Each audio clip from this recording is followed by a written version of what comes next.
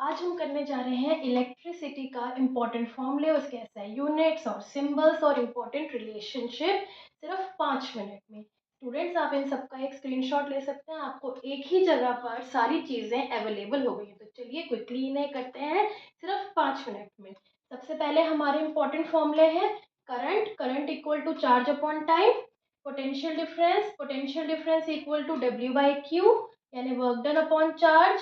फिर Ohm's law से voltage equal to current into resistance, जहां से हम रेजिस्टेंस भी निकाल सकते हैं V बाई आई। ठीक है, फिर रेजिस्टेंस इक्वल टू रो यानी रेजिस्टिविटी इनटू लेंथ अपॉन में area.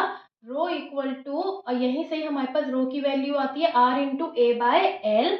Resistance equivalent resistance in series है R1 plus R2 plus R3 and so on, है ना। And equivalent resistance of parallel क्या होता है? Reciprocal of equivalent resistance in parallel equal to sum of the reciprocal of the individual resistances. Then power equal to work done upon time या energy upon time। Power को हम voltage into current भी लिख सकते हैं, जिसकी दो derivation v square by R और आई स्क्वायर बाय आर हम लोगों ने वीडियोस में करी थी ओम्स लॉ से। Energy equal to power into time, heat energy equal to voltage into charge, and heat energy equal to v into I into T भी हम लिख सकते हैं क्या यहाँ पे p की जगह पे v इंटू आई लगाकर। h इक्वल टू, यहीं से ही हम i की जगह पे अगर हम v बाय r लिखते हैं ओम्स लॉ से, तो v square by r into T, और h equal to I square R T. ये हमारे कुछ इंपॉर्टेंट फॉर्मूले पूरे चैप्टर के हो गए। फिर आते हैं हम इम्पॉर्टेंट एसआई यूनिट पे, जिसके अंदर हमारे पास चार्ज का सिंबल, मैंने साइड बाय साइड सिंबल्स भी दिए हैं। चार्ज यानी Q इक्वल टू, इसकी एसआई यूनिट है कूलम। C करंट यानी I equal to SI unit is ampere. A potential difference V, जिसकी एसआई यूनिट है वोल्ट्स यानी V।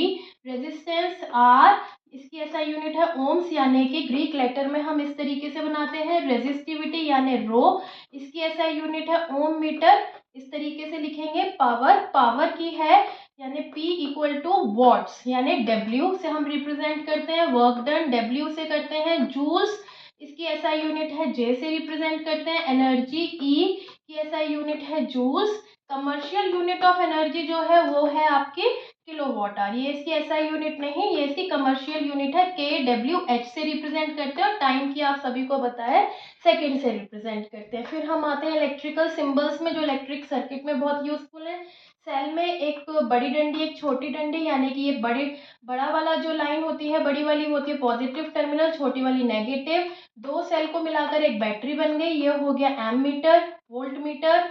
स्विच ओपन मतलब आपका सर्किट ब्रेक हो चुका है, तो यहाँ पे ब्रैकेट में कुछ नहीं आएगा।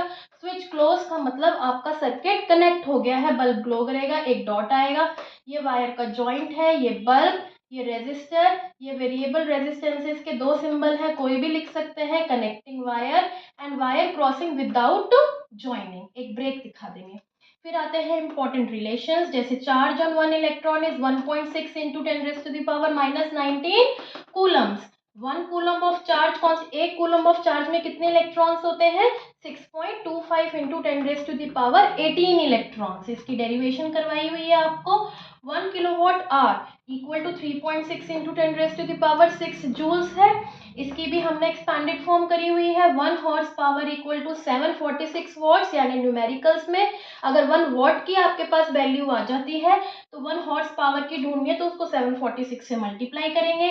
1 मिली एम्पियर कितना होगा? 1/1000 एम्पियर यानी 10⁻³ एम्पियर। और 1 माइक्रो एम्पियर, ये जो साइन है म्यू का, ये माइक्रो है। 1 micro ampere equal to 10⁻⁻6 amperes. That's all students, all the best.